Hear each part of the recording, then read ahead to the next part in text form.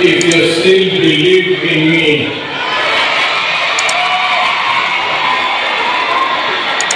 Pero nakatingin ako sa inyo.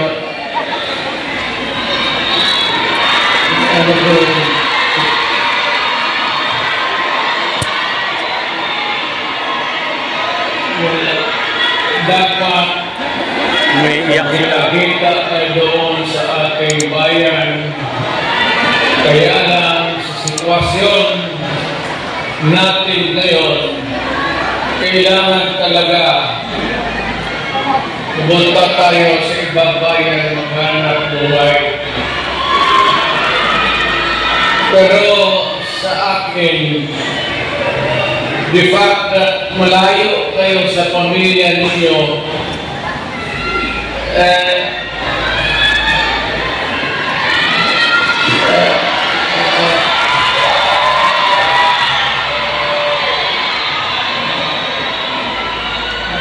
dala ko yung lungkot at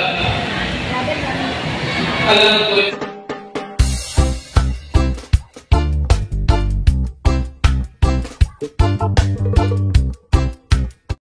ako ay umaapaw ang kaligayahan sa puso ko.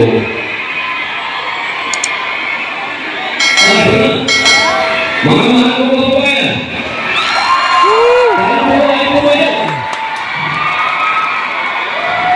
Atin po sa anumin. Ang pinakamagaling na taon natin.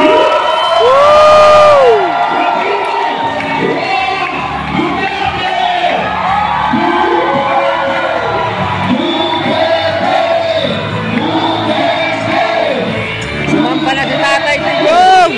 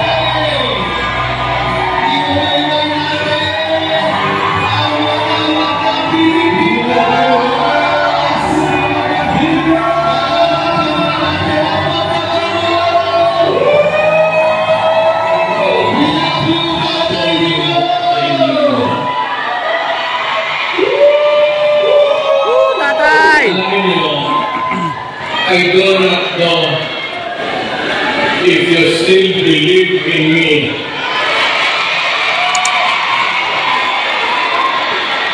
Pero nakatingin ako sa inyo.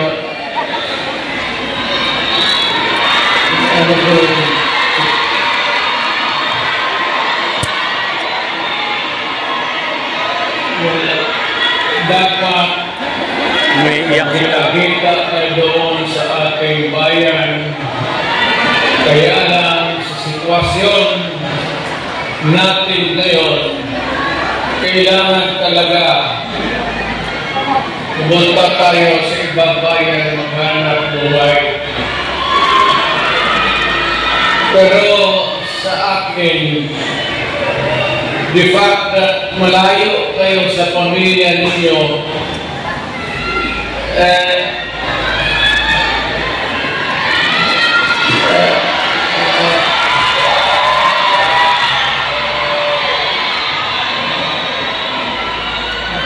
dala ko yung lungkot at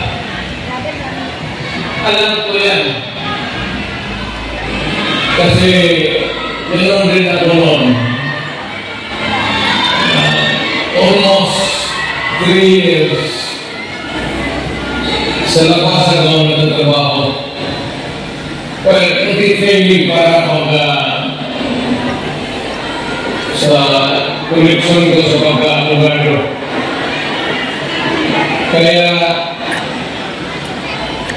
OFW Yan ang pinakamasarap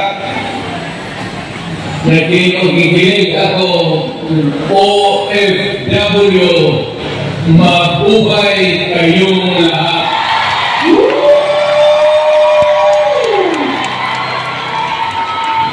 At ang mundo dapat magpasalamat na merong mga Pilipino na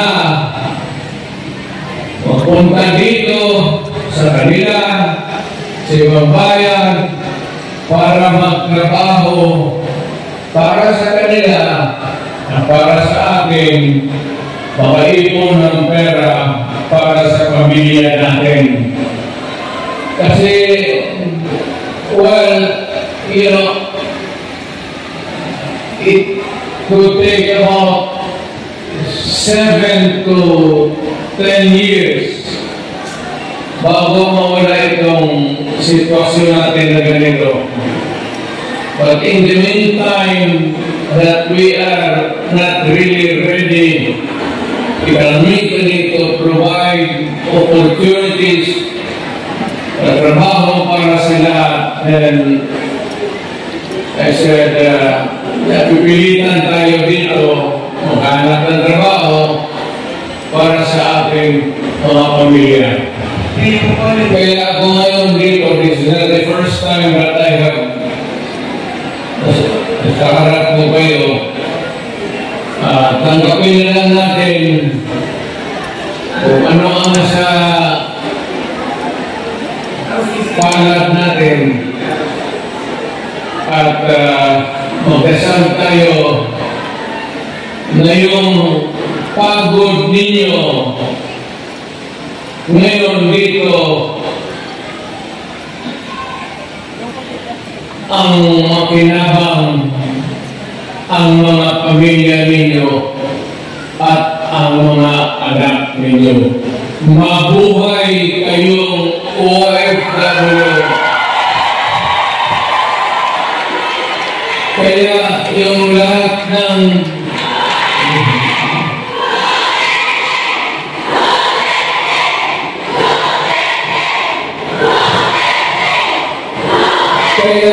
kayong lahat ng mga dalaga pa,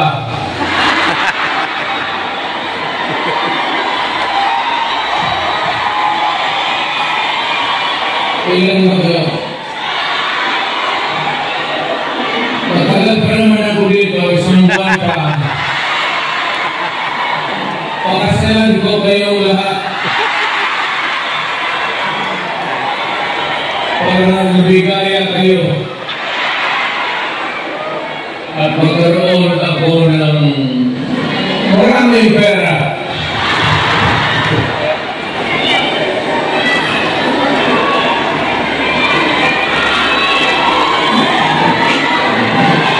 You know, hindi lang ito sabihin niya, hindi ako nagbubala ha. Yung mga taga rito na tumanda na, nung nakilala yung pamilya nyo, eh, makatanda na, yung may karanasan sa Davao noon, alam niyo yan na ang sitwasyon namin pareho sa inyo. Matagal kami walang ama. Kasi abogado siya, maano pa naman ang Pilipinas noon, ang hanap buhay nasa siyudad talaga. Ang abogado nagsilbi niya pag sa barangay. So, ganun,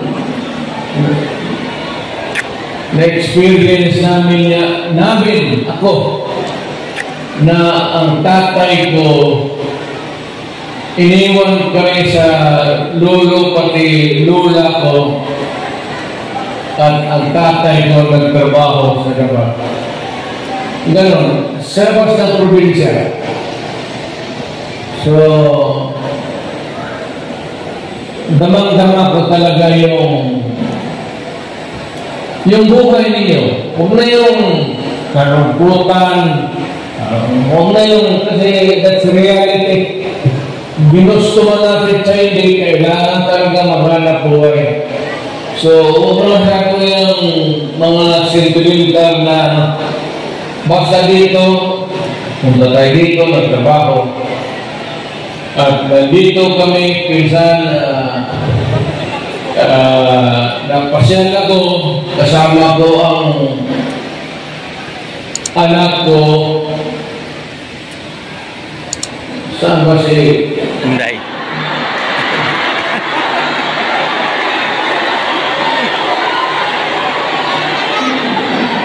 Nawala. May anak ba ako dito sa labas? Sa inyo?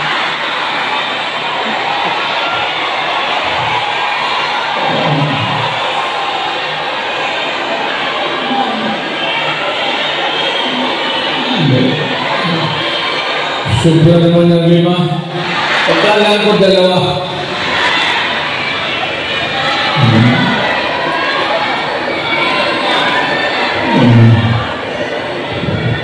Saan ba pamilya ko?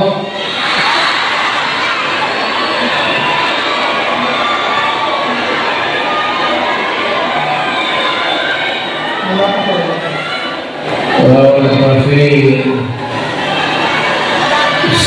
si Inday na ito na okay na.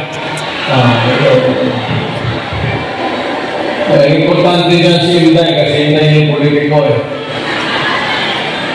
So, mabuti naman.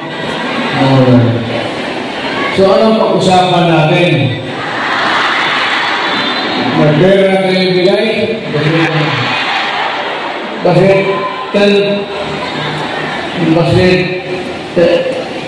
10 Hong Kong dollars lang. Meron pa kinawag kita yan dito.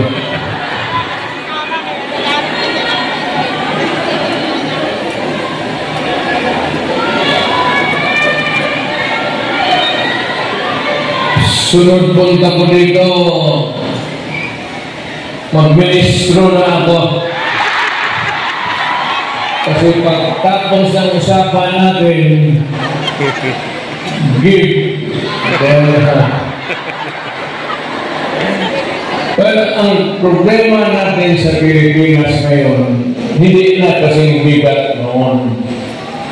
You know, you have to be patient with government. It is not at all times maganda. Minsan, ang gobyerno may kapanpakan.